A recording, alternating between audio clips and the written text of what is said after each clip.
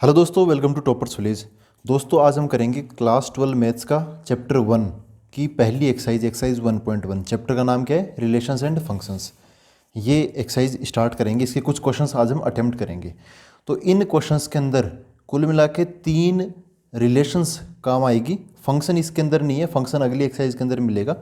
3 relations कौन सी है? Reflexive, symmetric और ट्रांजिटिव। ठीक है, तो ये तीनों, अगर कोई रिलेशन रिफ्लेक्सिव, सिमेट्रिक और ट्रांजिटिव तीनों है तो वो इक्विवेलेंस भी कहलाती है। अब रिफ्लेक्सिव, सिमेट्रिक और ट्रांजिटिव की क्या क्या कंडीशंस होती है, एक बार हम वो सारी चीज़ें देख लेते हैं। वैसे पिछले वीडियो में मैंने पूरा डिटेल में डिस्कशन किया था उसका, मतलब काफ़ी सारे कन्फ्यूजन्स भी उसमें मैंने मिटाए थे। तो आप प्लीज़ वो ज़रूर देख लेना अगर आपको डिटेल में जानना है। उसमें मैंने क्लास 11 में, अगर किसी को रिलेशन में भी कन्फ्यूज़न है तो क्लास 11 में रिलेशन आ जाता है, वहाँ से मतलब एकदम नेगेटिव लेवल से चालू करके यहाँ तक हमने डिस्कस किया था। तो प्लीज़ वो वीडियो आप ज़रूर देख लेना। आज हम एक शॉर्टकट में कुछ चीज़ें मैं आपको बताता हूँ। रिफ्लेक्सिव रिलेशंस क्या होती है? देखो, पहली चीज़ तो ये बता दूँ, जो भी रिलेशन होती है उसका मतलब वही मीनिंग होता है जो कि अंग्रेजी में होता है। अंग्रेजी में रिलेशन का मतलब क्या होता है? जैसे मेरे रिलेशन में वो है या फिर वो मेरे रिलेशन में, ऐसे कुछ भी मतलब होता है ना, मतलब संबंधी। उस टाइप से ही मैथमेटिक्स में भी रिलेशन होते हैं। एक नंबर दूसरे से क्या रिलेशन रखता है, वही चीज़ यहाँ पे रिलेशन कहलाती है। तो जनरली जो रिलेशन होती है उसको हम आर से रिप्रेजेंट करते हैं। ये जो रिलेशन होती है वो किसी एक सेट ए से किसी सेट दूसरे बी के एलिमेंट्स से, मतलब इनमें कनेक्शन होता है। सेट ए के एलिमेंट्स सेट बी के एलिमेंट्स से कुछ रिलेशन रखते हैं, तो उसी को हम रिलेशन बोलते हैं। तो यहाँ पर ऐसा बोलते हैं कि रिफ्लेक्सिव रिलेशंस क्या होती है। एक शब्द आता है इन ए, या फिर कई बार ऑन ए, ये भी हमें देखने को मिलता है। इसका मतलब क्या होता है? फ्रॉम ए टू ए। ठीक है, ये कहीं पे आपको अगर इन ए या ऑन ए दिखाई दे, इसका मतलब क्या है? फ्रॉम ए टू ए। जैसे ए टू बी होता है तब तो ए और बी दोनों अलग अलग होते हैं, तब तो कोई दिक्कत नहीं है। लेकिन आपको इन ए दिखाई दे तो कन्फ्यूज मत होना, उसका मतलब क्या है? फ्रॉम ए टू ए। पहला भी सेट ए, दूसरा भी सेट ए। सेट ए के एलिमेंट्स ही सेट ए के एलिमेंट से कुछ ना कुछ रिलेशन रखेंगे। उसके बाद रिफ्लेक्सिव रिलेशंस, इसमें क्या होता है कि रिलेशन में जो ए कोमा ए बिलोंग करना चाहिए, आर के अंदर कोई भी रिलेशन है आर, उसके अंदर ए कोमा ए बिलोंग करना चाहिए। फिर यहाँ पे क्या बोला? फॉर एवरी, ये एवरी वर्ड हाईलाइट कर रहा हूँ मैं, स्टार लगा रहा हूँ इस पर। हर एक एलिमेंट होना चाहिए। जैसे ए के अंदर मान लो 3 एलिमेंट है, 1 2 3, तो जो रिलेशन बनेगी उसमें एक एलिमेंट है तो 1,1 होना चाहिए रिलेशन में।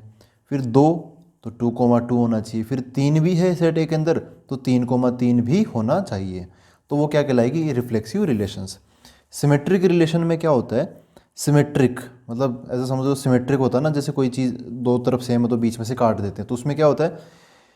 जैसे यहाँ पर है if A comma B belongs to R then B comma A should also belongs to R. तो अगर ऐसी कंडीशन है, सेटिस्फाई हो रही है किसी रिलेशन द्वारा, तो उसको हम सिमेट्रिक रिलेशन बोलेंगे। तो मतलब उल्टा, अगर ए बी है तो बी ए भी उसमें प्रेजेंट होना चाहिए, तो उसको सिमेट्रिक बोल देंगे हम। फिर अगली चीज़ जिसमें बच्चों को काफ़ी कन्फ्यूजन रहता है वो है ट्रांजिटिव रिलेशन। इसमें देखो क्या है, यहाँ पर इफ़ लगा है तो ये एक स्टेटमेंट हो गया, फिर यहाँ पे देन लगा है तो ये उसका मतलब कंक्लूजन हुआ। तो इसमें क्या है? If A comma B belongs to R and B comma C, देखो ध्यान से देखना, ये बी पे ख़त्म हुआ है, दूसरा एलिमेंट बी है इसका, और ये बी से चालू हुआ है, पहला एलिमेंट बी है इसका। तब देन ए कोमा सी, ये ए कोमा सी कैसे बना? ए बी से कनेक्ट हुआ, बी सी से हुआ, तो ए सी से कनेक्ट हो गया। समझ रहे हो? ए सी से कनेक्ट हो गया, पहला तीसरे से हो गया इस दूसरे वाले की मदद से, बी की मदद से। तो उस केस में क्या हो जाएगा? A comma C should also belongs to R. तो एक चीज़ इसके अंदर कन्फ्यूजन वाली ये है, इफ़ देन को समझने में बच्चे थोड़ा कन्फ्यूज हो जाते हैं। इफ़ दिस देन दिस, तो एक चीज़ मैं बता दूँ, अगर यहाँ पे क्या बोला? इफ़ दिस एंड दिस, यहाँ पे बीच में एंड वर्ड लगा हुआ है। कई बार क्या होता है क्वेश्चंस के अंदर, देन से पहली वाली चीज़ ही नहीं मिलती, मतलब ए कोमा बी मिल जाता है लेकिन फिर बी कोमा सी नहीं मिलता। मतलब ये बी पे ख़त्म हुआ तो बी से चालू होने वाला कोई हमें ऑर्डर्ड पेयर नहीं मिलता। तब भी मैं एक चीज़ बताता हूँ, तब भी उस रिलेशन को हम क्या बोलेंगे? ट्रांजिटिव बोलेंगे। समझ में आ रही बात? होता क्या है, ये इस डेफिनेशन का या फिर कोई ऐसे कोई एक्सेप्शन नहीं है, कोई यहाँ पे घपला नहीं है। घपला क्या है, हमें बचपन से इफ़ देन का मतलब थोड़ा सा गलत पता होता है। इफ़ ये कंडीशन, देन ये कंडीशन, तो देन के बाद वाली कंडीशन कब एप्लीकेबल होगी, कब उसकी वो एबल होगी, ठीक है, कब, जब इफ़ के ये पास वाली जो कंडीशन है वो पहले से सेटिस्फाइड हो। अगर इफ़ के पास वाली कंडीशन ही हमें क्वेश्चन में नहीं मिल रही, तब देन के बाद वाली चीज़ ट्रू है या फॉल्स है वो हमें चेक नहीं करनी पड़ती। उस केस में हम इस पूरे स्टेटमेंट को ट्रू ही मान लेते हैं। तो अगर किसी क्वेश्चन में यहाँ से लेके ये सारी कंडीशन मिलते यहाँ तक मिल गई, तो उसको हम क्या बोल देंगे, ट्रांजिटिव बोल देंगे। मैं ट्रांजिटिव का टी लगा के ऐसे टिक लगा रहा हूँ, ट्रांजिटिव बोल देंगे। समझ में आ रही बात? अगर किसी क्वेश्चन में यहाँ से चल के इस एंड से पहले मतलब ओनली ए कोमा बी ही मिला, तब भी उसको हम ट्रांजिटिव बोल देंगे। आई होप इस तरीके से आपको चीज़ें सारी समझ में आ जाएगी, ठीक है। कब ट्रांजिटिव नहीं बोलेंगे, कब ट्रांजिटिव हम इसको नहीं बोलेंगे, कब, जब हमें यहाँ A comma B, B comma C, यहाँ से लेके यहाँ तक की कंडीशन अगर हमें मिल जाती है, आगे वाली कंडीशन, देन के बाद वाली कंडीशन हमें नहीं मिलती, तब हम उसको ट्रांजिटिव नहीं बोलेंगे। इस तरीके से आप समझ जाओ, अब समझ गए होंगे आप। अब क्वेश्चन करेंगे और इस तरीके से मैं आपको ना एक एक क्वेश्चन को ट्रांजिटिव के केस में से समझा दूंगा। ये दोनों तो आसान है। Reflexive A comma A belongs to R same होना चाहिए। सिमेट्रिक में ए कोमा बी है, तो देखो इसमें यहाँ पर भी इफ़ देन है ना, यहाँ पर भी क्या है, इफ़ देन है, तो यहाँ तो एक ही कंडीशन है, तो सीधा यहाँ से अगर वहाँ तक पहुँच गए तो क्या हो जाएगा, अपना सिमेट्रिक हो जाएगा। अगर बीच में रुक जाएंगे तो फिर सिमेट्रिक नहीं होगा। तो और ये तो दोनों सिंपल थी, ट्रांजिटिव में लफड़ा होता, तो वो मैंने आपको इस तरीके से क्लियर कर दिया, ठीक है। अब जो रिलेशन रिफ्लेक्सिव भी हो, सिमेट्रिक भी हो और ट्रांजिटिव भी हो, इन तीनों के मिक्सचर को हम क्या बोलते हैं, इक्विवेलेंस रिलेशन बोलते हैं उसको। तो अब क्वेश्चन नंबर 1 से स्टार्ट करते हैं, एक्सरसाइज 1.1। तो दोस्तों क्वेश्चन नंबर 1 का जो इसके अंदर 5 पार्ट है टोटल, इसके अंदर जो फर्स्ट पार्ट है उसमें बोला relation R in the set A equal to 1 2 3 4। देखो आर इन दी सेट बोला है, इसका मतलब ए से ए में डिफाइंड है। तो फिर क्या बोला, ए के अंदर 1 से लेके 14 तक नंबर से defined as R equal to, फिर ये कर्ली ब्रैकेट लगाया है, एक्स कोमा वाई, ये ordered pair, such that 3x minus Y equal to 0। यहाँ पर जो ये x है ये भी सेट ए से आया है और ये जो y है ये भी सेट ए से आया है। तो इक्वेशन क्या है, 3x माइनस वाई बराबर 0। इस इक्वेशन के थ्रू x और y आपस में कनेक्टेड है, तो ये बन गया कि रिलेशन। तो अब इसको डील करते हैं कि हमें चेक करना है कि ये रिफ्लेक्सिव है कि नहीं है। यहाँ पर क्या बोला है, इन ए, तो x जो है x भी a में बिलोंग करेगा और जो y है दूसरा वाला वो भी ए में बिलोंग करेगा। अगर ऐसे होता है ए टू बी, बी कोई दूसरा सेट होता तो एक्स ए में बिलोंग करता है और वाई बी में बिलोंग करता है। इन ए का मतलब क्या है, फ्रॉम ए टू ए। खैर अब हम आते हैं रिफ्लेक्सिव पर। तो देखो रिफ्लेक्सिव कैसे चेक करना है। वैसे हमने ऐसे बात कर ली कि हाँ ए टू ए कोमा ए होना चाहिए belongs to R for every A belongs to A. तो यहाँ पर क्वेश्चन में कैसे अप्लाई करते हैं ऐसी चीज़ों को। जब भी क्वेश्चन में अप्लाई करना हो ना, आप एक काम करो, यहाँ पे क्या है, रिलेशन के अंदर ऑर्डर्ड पेयर है एक्स कोमा वाई, तो सेम होना चाहिए ना, ये दोनों क्या होने चाहिए, सेम होने चाहिए। तो आप क्या करो, एक्स कोमा एक्स एक बार चेक कर लो, एक्स कोमा एक्स इसमें चेक कर लो कि आर में आता है कि नहीं आता। देखो अगर एक्स कोमा वाई ये है तो यहाँ पर क्या आ गया, 3x माइनस वाई बराबर 0। अगर एक्स कोमा एक्स होता, जो रिफ्लेक्सिव के अंदर दोनों एलिमेंट सेम होने चाहिए, वो कंडीशन अगर हम यहाँ पे लगाएं तो क्या बनेगा, यहाँ पे लिख देता हूँ 4x कोमा एक्स, ये क्या बन जाएगा 3x माइनस एक्स बराबर 0। 3x माइनस, क्योंकि x और y दोनों की जगह ही हम x रख रहे हैं तो दोनों जगह मैं x रख दूंगा। 3x माइनस एक्स बराबर 0। इसको सोल्व करें तो ये क्या आ गया, 2x बराबर 0। अगर 2 को उधर भेजें तो क्या मिलेगा हमें, x बराबर 0 मिलेगा। अब देखो x बराबर 0 आया, लेकिन मैं क्या बोल रहा हूँ कि x और y जो भी है, यहाँ तो हम x ले रहे हैं, तो x को a में बिलोंग करना चाहिए। ये ए क्या है, 1 2 3 4 ऐसे करते करते 14 तक एलिमेंट्स हैं, तो ये x की वैल्यू तो 0 आ गई है ना। ये जो 0 है वो इसमें बिलोंग कर रहा है क्या, नहीं कर रहा।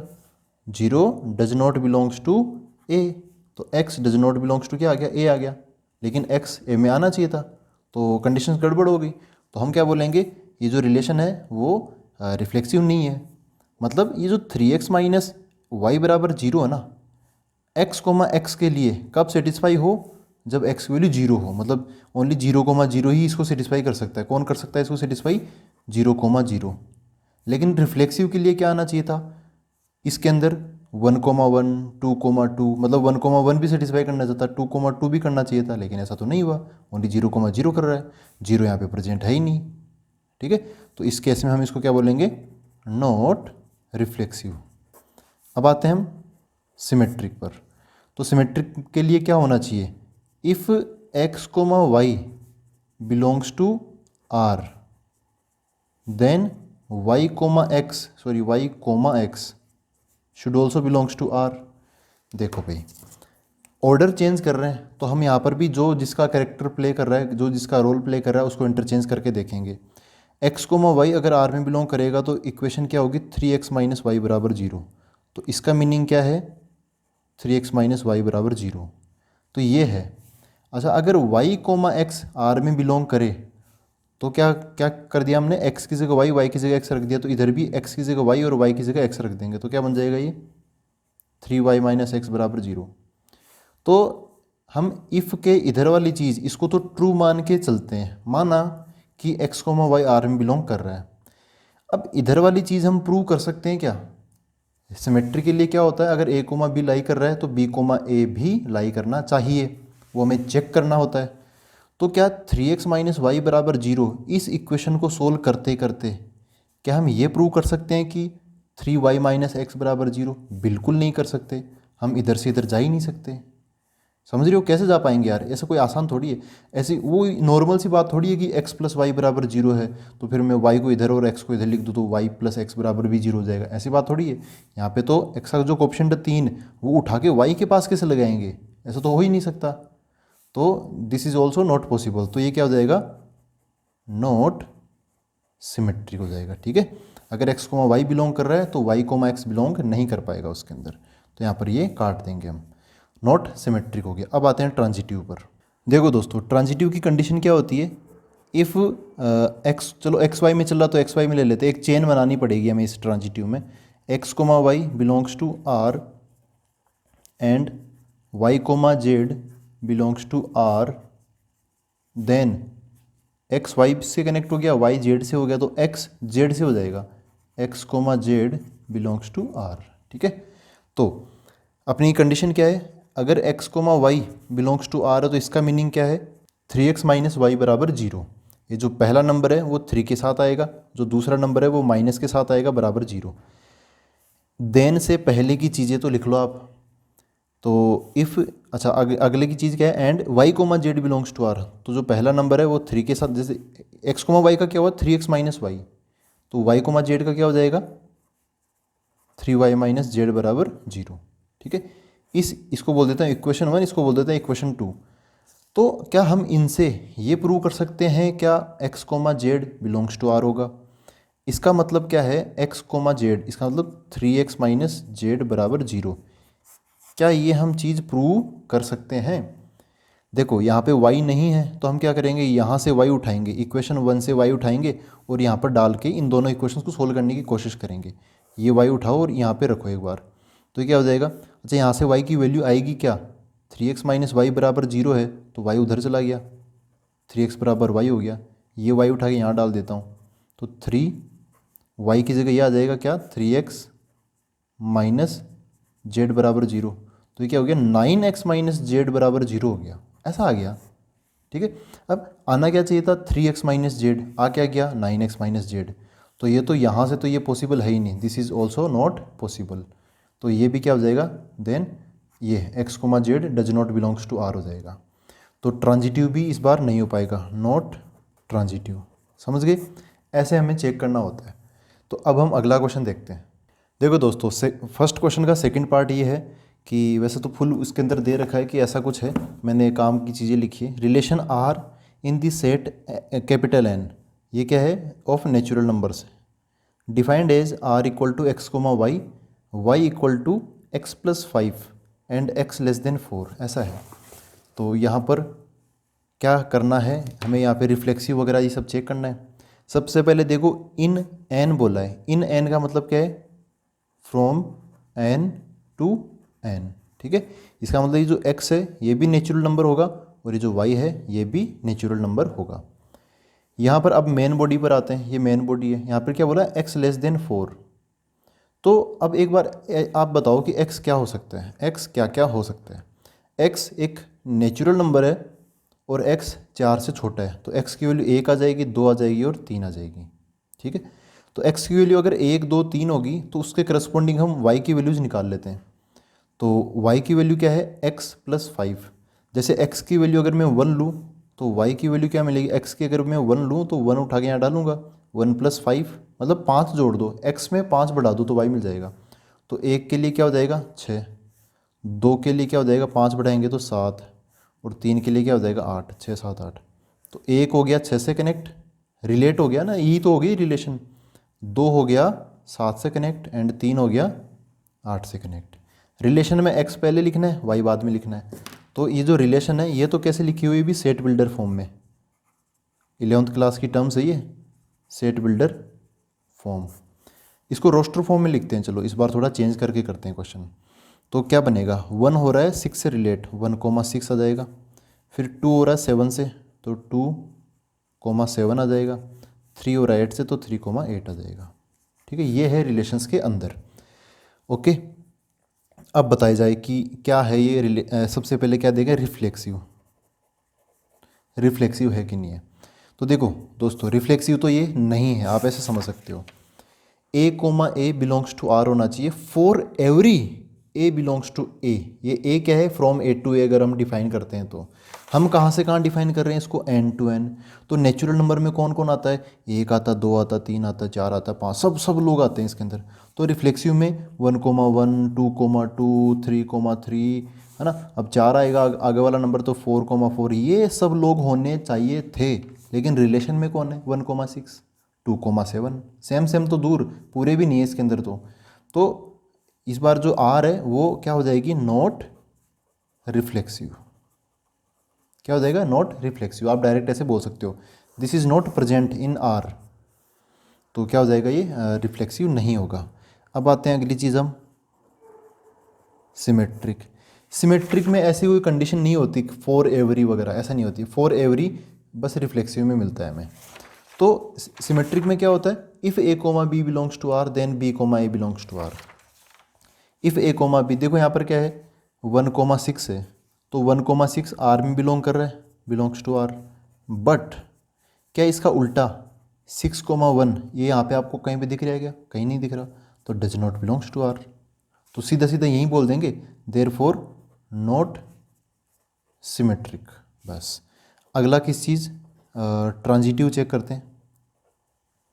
तो ट्रांजिटिव में क्या होता है, एक चेन बनती है, if A comma B B comma C C comma A, sorry A comma C, तो देन से पहले है ए कोमा बी और बी कोमा सी, ऐसे, ठीक है। तो यहाँ पर देखते हैं अब, तो यहाँ पर ऐसे देखो आर के अंदर कौन कौन है, आर के अंदर 1,6 2,7 3,8 है। सबसे पहले 1,6 को देखते हैं।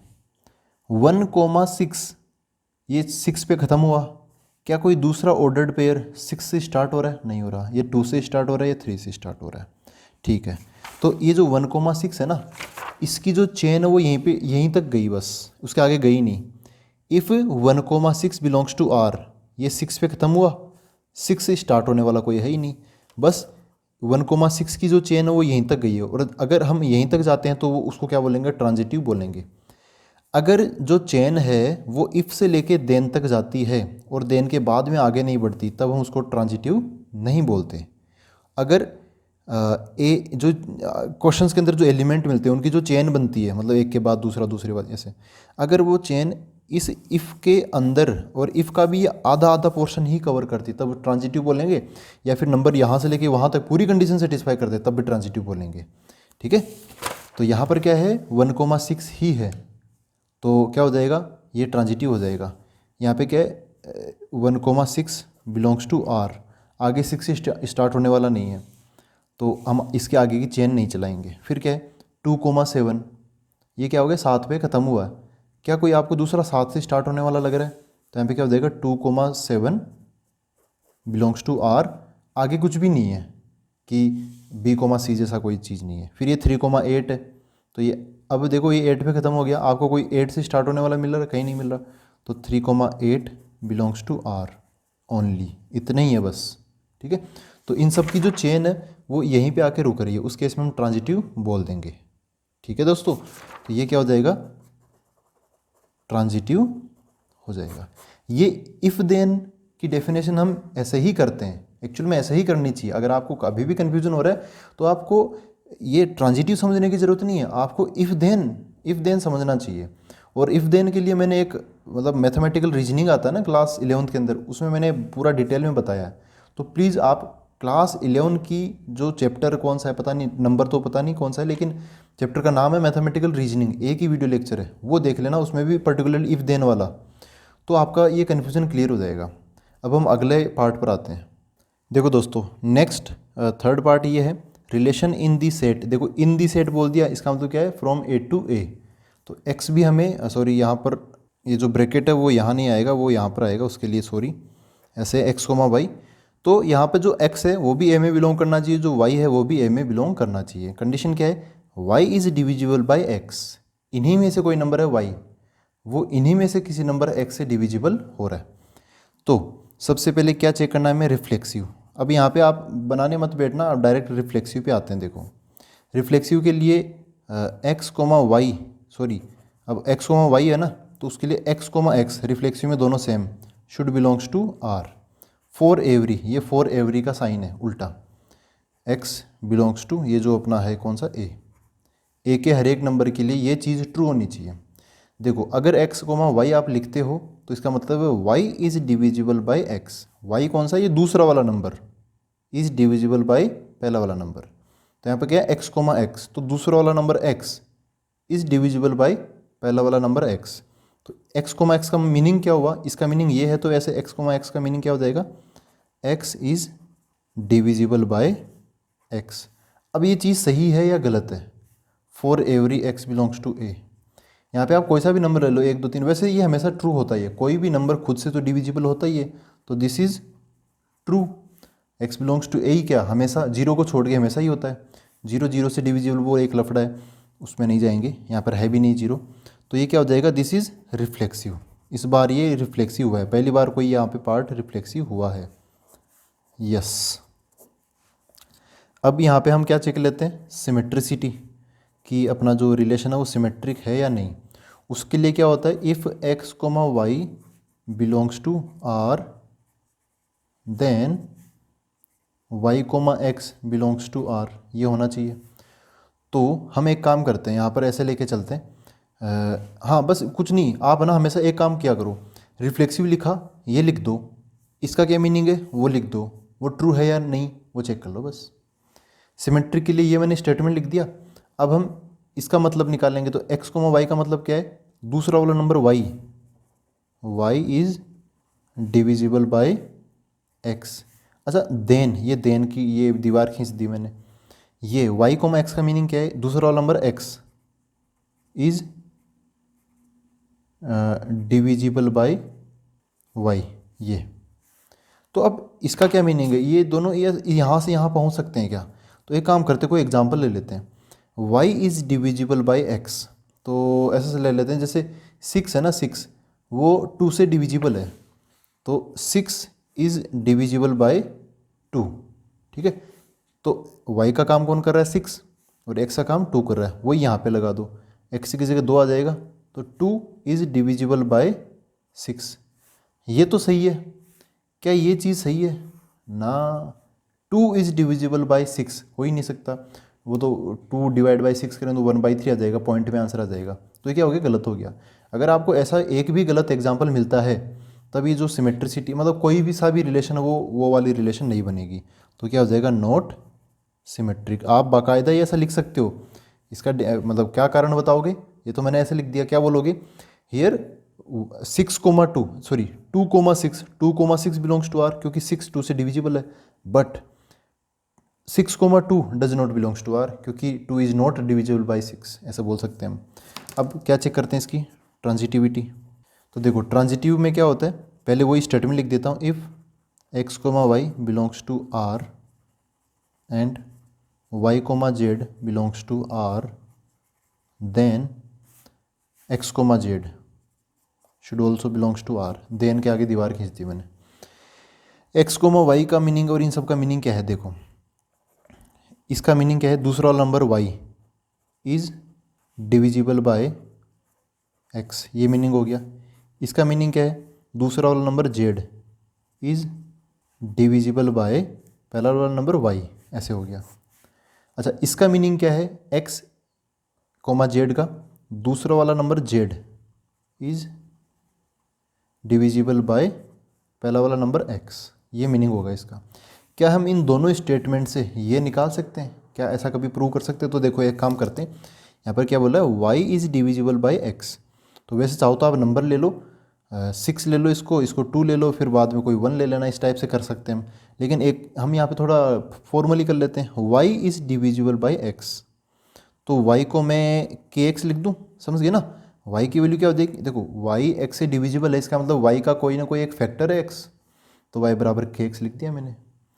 kx x से डिविजिबल है, मतलब y x से डिविजिबल है। z is divisible bye y, तो z बराबर में ky लिख दूँ, कुछ अलग ले लेते हैं, my ले लेता हूँ मैं, ठीक है, ये मीनिंग हुआ। यहाँ पर क्या प्रूव करना है कि z is divisible by x, तो z बराबर समथिंग इंटू एक्स, हमें ये प्रूव करना है, z बराबर समथिंग इंटू एक्स। अगर हम ये प्रूव कर देंगे तो जो z है वो x से डिविजिबल हो जाएगा। तो क्या करें, यहाँ पर देखो y नहीं है, तो ये y की वैल्यू उठाकर मैं यहाँ पे डाल देता हूँ। तो क्या हो जाएगा, z बराबर एम वाई, एम वाई की जगह क्या आ जाएगा, kx आ जाएगा। तो यहाँ पे क्या आ गया, kx हो गया ऐसे। तो देखो z बराबर एम के एक्स हो गया, तो यहाँ पे क्या आ गया, एम के। तो z के 3 फैक्टर हो गए, एम के इंटू एक्स। एम के से कोई मतलब नहीं है, एम इंटू के फिर से कोई नंबर बन जाएगा, लेकिन z बराबर समथिंग इंटू एक्स आ गया, इसका मतलब z is divisible by x. तो अगर ये दोनों लोग होंगे तो पक्का ये होगा ही होगा, ये गारंटी हम ले सकते हैं। जैसे 6 इज डिविजिबल बाई 1 या फिर 2, फिर बाद में आप बोल सकते हो कि 2 इज डिविजिबल बाय 1, इस टाइप से बोल के एक पूरा बन जाएगा कि फिर 6 भी 1 से डिविजिबल हो जाएगा। इस टाइप से हम चेन बना सकते हैं। तो यहाँ पर क्या हो जाएगा, yes this is transitive.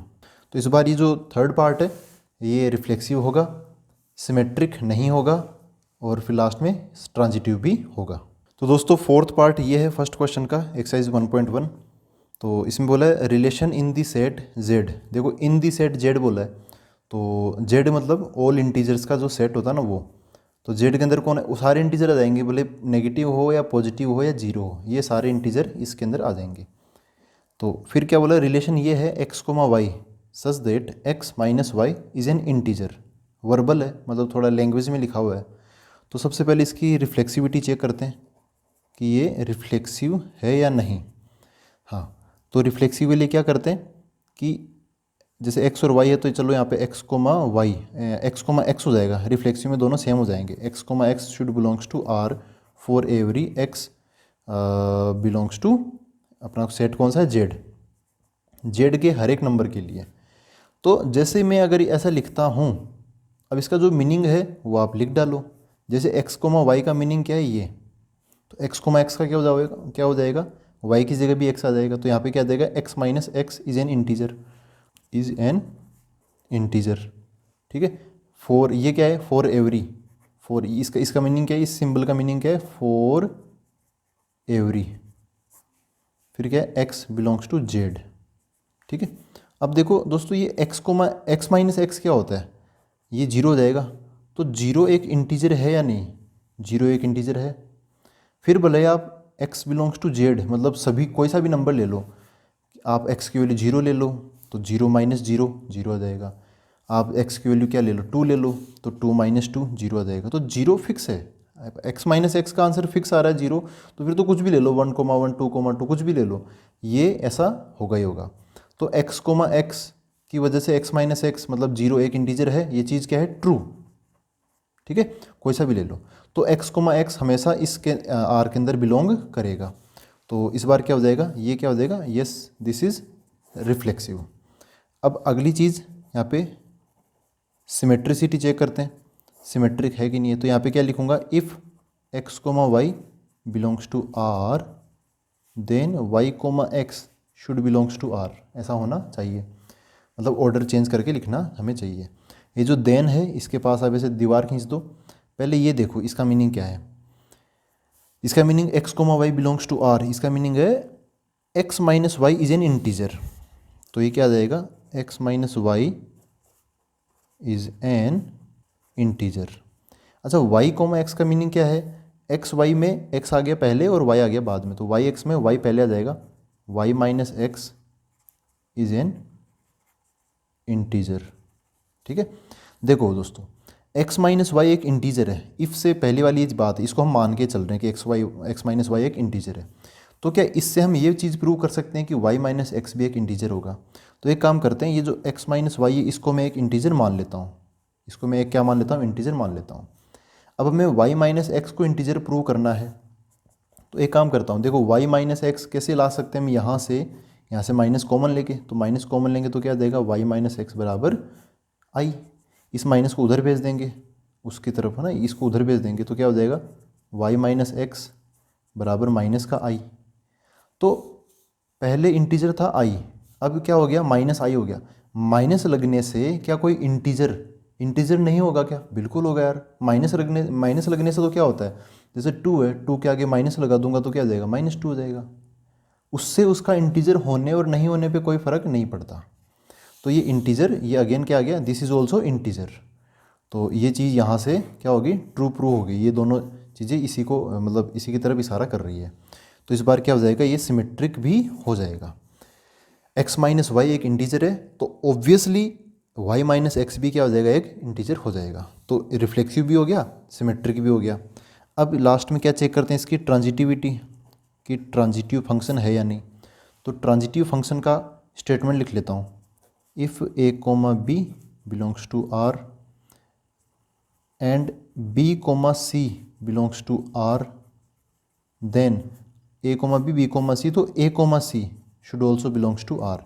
Then पे दीवार खींच लो, इनको सोल्व करते हैं। ए कोमा बी का मतलब क्या है, अच्छा मैं ए कोमा बी ले लिया, वैसे एक्स वाई जेड ले लेते तो ठीक रहता। खैर एक्स कोमा वाई है तो X minus Y is an integer, तो ए कोमा बी मतलब A minus B is an integer. B comma C मतलब B minus C is an integer. C comma A मतलब सॉरी ए कोमा सी, इसका मतलब है A minus C is an integer.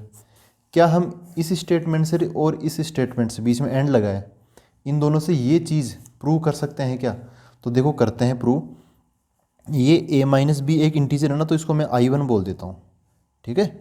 और B minus सी एक integer है तो इसको मैं दूसरा इंटीजर क्या बोल देता हूँ, I2 बोल देता हूँ। समझ गए ना, ये यहाँ से आ गया और ये यहाँ से आ गया। अब हमें क्या प्रूव करना है, ए माइनस सी, तो हमें बी हटाना पड़ेगा। तो एक काम करता हूँ, इन दोनों इक्वेशंस को हम जोड़ देते हैं। क्या होगा, बी से बी कट जाएगा, क्या बच गया, ए माइनस सी बराबर, इधर आर एच एस में भी जुड़ जाएंगे I1 प्लस I2। देखो एक इंटीजर दूसरे इंटीजर में जुड़ गया तो फिर से ये क्या आ जाएगा, इंटीजर ही आ जाएगा। ऐसा तो है नहीं कि कोई पॉइंट पे आंसर आ जाएगा। तो ए माइनस सी भी क्या हो गया, एक इंटीजर हो गया। और ये चीज़ हमने इन दोनों से सोल्व करके ये चीज़ प्रूव कर दी हमने, है ना। देखो A minus C integer plus integer is also integer, तो A minus C is an integer. इसका मतलब ये ट्रांजिटिव भी हो जाएगा। तो इस बार ये जो रिलेशन है x minus Y is an integer in z, ये रिफ्लेक्सिव भी है, सिमेट्रिक भी है और ट्रांजिटिव भी है। तो ऐसी रिलेशंस को हम बोलते हैं इक्विवेलेंस। इस बार ये इक्विवेलेंस रिलेशन भी है। अब हम आते हैं पार्ट 5 पर। तो देखो दोस्तों, अब है एक्सरसाइज 1.1 के फर्स्ट क्वेश्चन का 5th पार्ट, और इसके अंदर भी 5 पार्ट है। ये काफ़ी इंटरेस्टिंग क्वेश्चन है। इसमें आपके कंसेप्ट जो है ना, वो पता चलेगा कि सही में आपके कंसेप्ट क्लियर है या नहीं। तो क्या बोला है, relation R in the set A of human beings in a town at a particular time given by this. मतलब एक कोई टाउन है, एक कोई आप आसपास का कोई कस्बा समझ लो या कोई सिटी समझ लो। उसमें क्या है कि जितने भी लोग हैं, जितने भी मनुष्य है, उन सब का जो सेट है समुच्चय ए हो गया। उन्हीं के अंदर इन दी सेट ए बोला, इसका मतलब ए टू ए, वापस उसी सिटी के अंदर हम एक रिलेशन डिफाइन कर रहे हैं। क्या है, देखो यहाँ पर हम थोड़ा ऐसे करेंगे, पार्ट ए और पार्ट बी सेम से हैं, जैसे x and y work at the same place, x and y live in the same locality, तो इन दोनों को एक साथ कर लेंगे, बाकी इनको हम अलग अलग कर लेंगे। ठीक है, तो यहाँ पर पहले ए और बी पार्ट करते हैं। मैंने ये पार्ट लिख लिए हैं। तो ए पार्ट में क्या बोला, ये सेम प्लेस पर रहते हैं और सेम प्लेस पर काम करते हैं, ऐसा कुछ है। ये वर्क का है और ये लिविंग का है, तो काफ़ी हद तक सेम है। आप एक को समझ आओगे तो दूसरा समझ ही जाओगे। सबसे पहले हम क्या चेक करेंगे, रिफ्लेक्सिव, बाद में कि ये सिमेट्रिक है कि नहीं है, और उसके बाद में ट्रांजिटिव। और इस बार थोड़ा हम फास्ट समझेंगे। थोड़ा सा ये जो चैप्टर है थोड़ा थ्योरेटिकल सा ही है, मतलब हमें थोड़ा लिखना पड़ता है इसके अंदर, तो आप एक बार समझ लोगे तो इजीली लिख भी लोगे। रिफ्लेक्सिव के लिए x, x belongs to r होना चाहिए। देखो x, y, इसका मीनिंग है x and y work at the same place.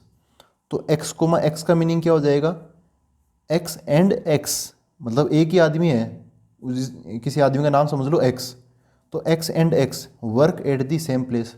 तो जैसे मैं और मैं एक ही जगह पे काम करते, तो बात तो एक ही यार ना यार, मैं अपने आप को कितनी बार रिपीट करूँ, मैं एक ही जगह तो काम करूँगा ना, मैं और मैं, तो ये क्या हो जाएगा, रिफ्लेक्सिव हो जाएगा। सिमेट्रिक, सिमेट्रिक क्या है, अगर x, y belongs to r then, तो इसका मीनिंग क्या निकाला जाएगा, मैं इस बार इफ़ देन नहीं लगा रहा, ये इफ़ देन का यही सिंबल है, देयरफॉर वाला। तो y, x should also belongs to r, ये मीनिंग है। तो x, y का मतलब x and y work at the same place. तो अगर मैं इनका ऑर्डर चेंज कर दूँ, यहाँ पे x पहले और y बाद में है, तो x पहले और y बाद में, तो y, x का मतलब क्या हो जाएगा, y पहले x बाद में, तो मतलब y and x work at the same place. अरे यार हो ही जाएगा ना, क्या दिक्कत है इसके अंदर।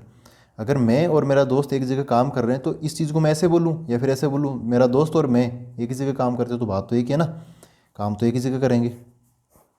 ट्रांजिटिविटी में x, y belongs to r, y, z belongs to r, then x हो जाएगा z से connect, x, z belongs to r। तो ये बात भी एकदम ऑब्वियस है कि x, y मतलब x और y एक ही जगह पे काम करते हैं, y, z, y and z एक ही जगह पे काम करते हैं, इसका मतलब तीनों लोग एक ही जगह पे काम करते हैं, तो x, z भी एक ही जगह पे काम करेंगे, तो ये क्या हो जाएगा, ट्रांजिटिव भी हो जाएंगे। ठीक है, तो ये a और b दोनों पार्ट रिफ्लेक्सिव भी है, सिमेट्रिक भी है और ट्रांजिटिव भी है। अब हम सी पार्ट पर आते हैं।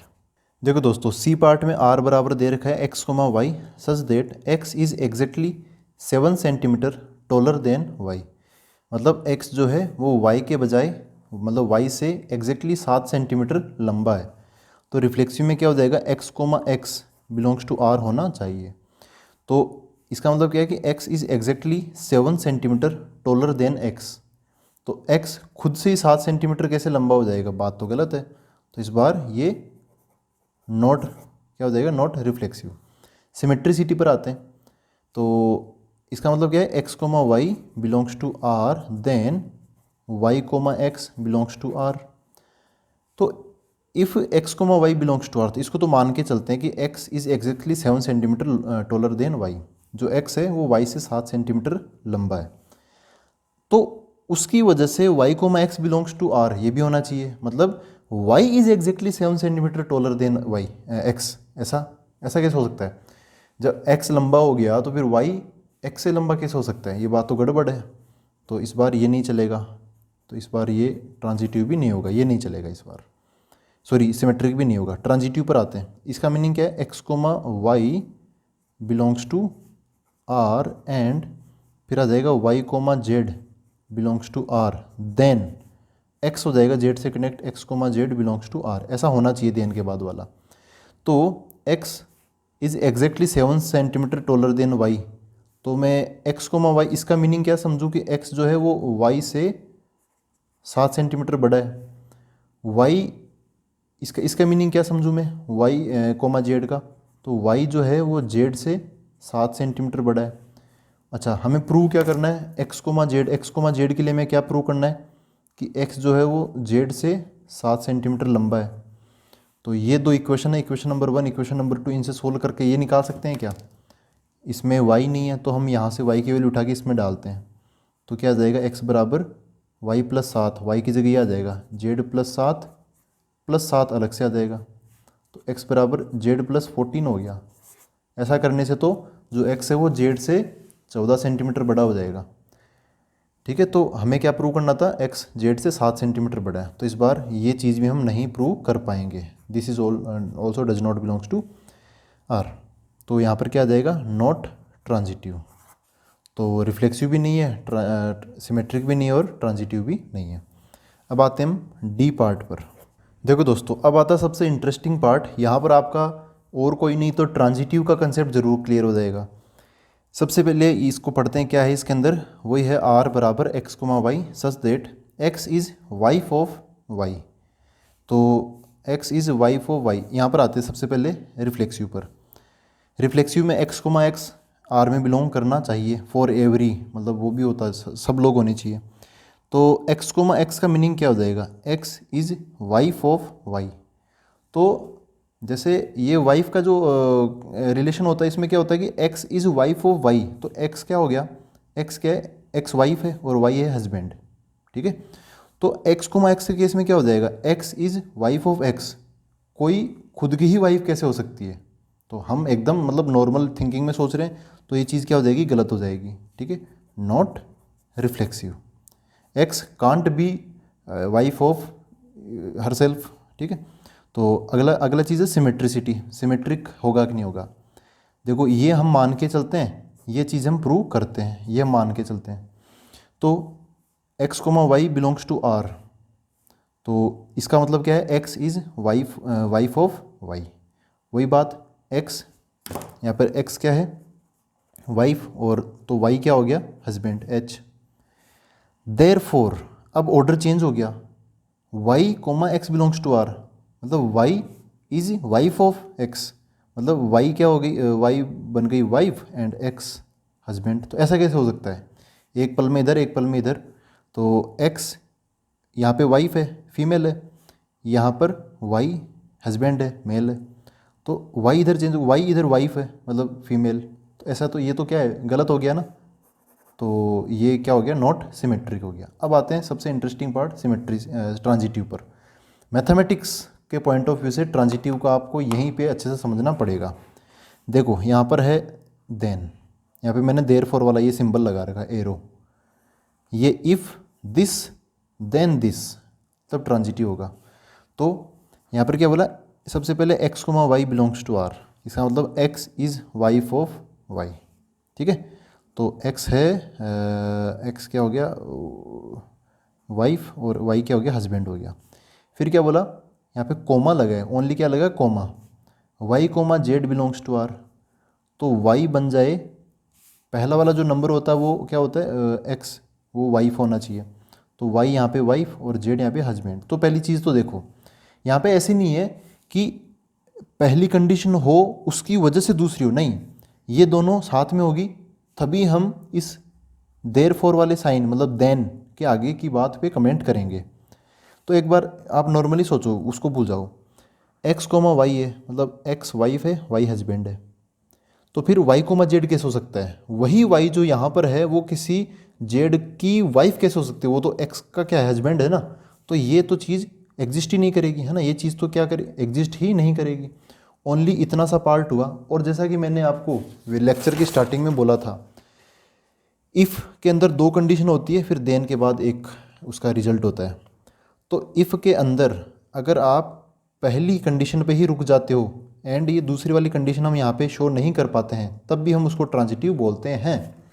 यहाँ पर क्या है, x, y, बस इतना सा, ये वाइफ ये हस्बैंड, बस इतना ही हो पाएगा। ये जो y है वो किसी और की वाइफ बन ही नहीं सकता क्योंकि वो तो इसका हस्बैंड है। तो यहीं तक पॉसिबल है। तो अब भी इसको हम क्या बोलेंगे, ट्रांजिटिव बोलेंगे। फिर भी हम इसको क्या बोलेंगे, ट्रांजिटिव। तो ये जो रिलेशन है हस्बैंड वाइफ का, ये यहाँ पर इसके अंदर एक सिटी के अंदर रिफ्लेक्सिव नहीं है, सिमेट्रिक नहीं है, लेकिन ट्रांजिटिव है। आई होप इससे आपको ये इफ़ देन का कंसेप्ट और ट्रांजिटिव का कंसेप्ट समझ में आया है। अब हम इसका अगला पार्ट करते हैं, ई पार्ट करते हैं इसका। तो दोस्तों इस पार्ट में क्या बोला है, R equal to x, y, x is a father of y। तो x ये जो पहला वाला नंबर है वो फादर है और y उसका क्या हो गया, जो भी है सन या डॉटर आप समझ सकते हो, मतलब उसका चिल्ड्रन है, चाइल्ड है। तो रिफ्लेक्सिव में क्या होता है, x comma x belongs to R, तो इसका मीनिंग क्या होगा, x is father of x, मतलब कोई खुद का ही फादर हो, तो ये चीज़ क्या है, गलत है, नॉट रिफ्लेक्सिव। सिमेट्रिसिटी पर आते हैं, तो सिमेट्रिसिटी में क्या होगा कि x comma Y belongs to R है, मतलब x is father of y, then y comma x, अब वाई और एक्स को इंटरचेंज करके बताओ, y is father of x, अभी इधर तो क्या बोला था, एक्स वाई का फादर है, एक्स फादर है और वाई उसकी संतान है, फिर यहाँ पे जो संतान है वो आगे आ गई, वो बोला वाई इज़, तो जो संतान है वो फादर बन गई एक्स की, ऐसा कैसे हो सकता है, ये तो चीज़ गलत है, ठीक है। तो अब ट्रांजिटिव पर आते हैं, तो x comma Y belongs to R, ये इफ़ दिस देन दिस, ये हमें प्रूव करना है। तो इफ़ वाली कंडीशंस को पहले थोड़ा क्लेरिफाई करते हैं। X comma Y belongs to R, ये जो एक्स है, चलो मैं इस एक्स को ऐसे लिख लेता हूँ, ऐसे कुछ डायग्राम बना लेता हूँ, ये क्या है एक्स, और फिर इसका वाई क्या होगी, इसका कोई चाइल्ड है, तो वाई को मैं थोड़ा छोटा बना लेता हूँ, ऐसे बना लिया वाई, ठीक है, ये वाई है, ये एक्स है, इसकी हाइट ज़्यादा है, मतलब ये फादर, ये उसका चाइल्ड। अब यहाँ पे क्या बोला कि y comma Z belongs to R, इसका मतलब y is father of z, तो एक और जेड आ गया, अब तो जो जेड है नया है वो वाई उसका फादर है, तो जेड उसका चाइल्ड हो गया, तो उसको मैं और छोटा बना लेता हूँ ऐसे, ठीक है, ये जेड है। तो इस केस में क्या हुआ कि जो ये एक्स है वो वाई का फादर है, वाई जेड का फादर है, तो एक्स क्या हो गया, जेड का दादा हो गया, है ना, ये सही है ना चीज़, दादा या नाना जो भी है उस हिसाब से समझ सकते हो आप, मतलब ग्रांड पेरेंट हो गया ये। फिर यहाँ पे क्या है, एक्स कोमा जेड, तो बिलोंग्स टू आर, आर का मतलब वही फादर वाला रिलेशन, यहाँ पे दादा या नाना का छोड़ के हमें यहाँ पे ओनली फादर वाला प्रूव करना था, लेकिन ये जो कनेक्शन है ये तो क्या हो गया, ग्रैंड फादर का हो गया, तो ये चीज़ तो यहाँ से हम ये चीज़ फादर वाली चीज़ हम प्रूव नहीं कर सकते, तो ऐसा नहीं चलेगा, this does not belongs to R, तो इस बार ट्रांजिटिव भी नहीं हो पाएगा, तो ना तो रिफ्लेक्सिव, ना सिमेट्रिक और ना ही ट्रांजिटिव। तो ये था अपनी एक्सरसाइज 1.1 का पहला पार्ट।